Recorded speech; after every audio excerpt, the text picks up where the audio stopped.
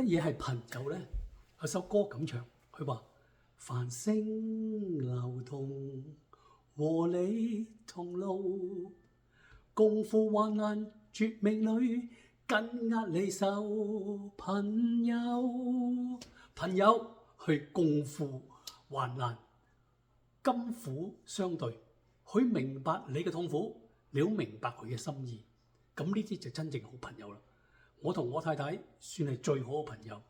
我好多時見到啲孫仔好開心就，第一個同佢講就係：哇，老婆你知唔知我哋嘅孫仔真係好 Q 噶。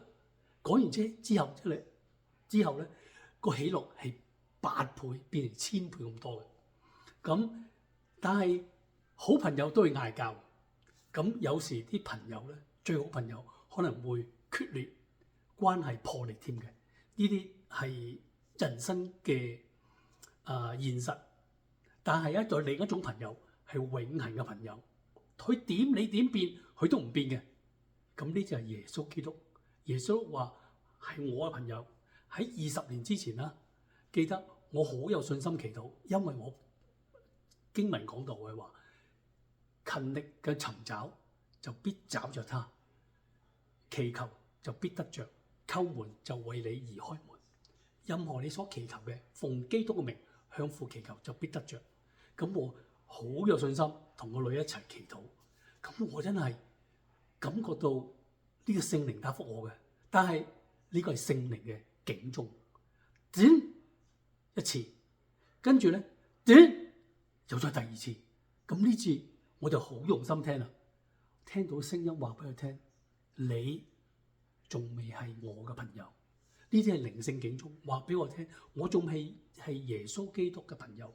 耶穌基督永遠都係我朋友。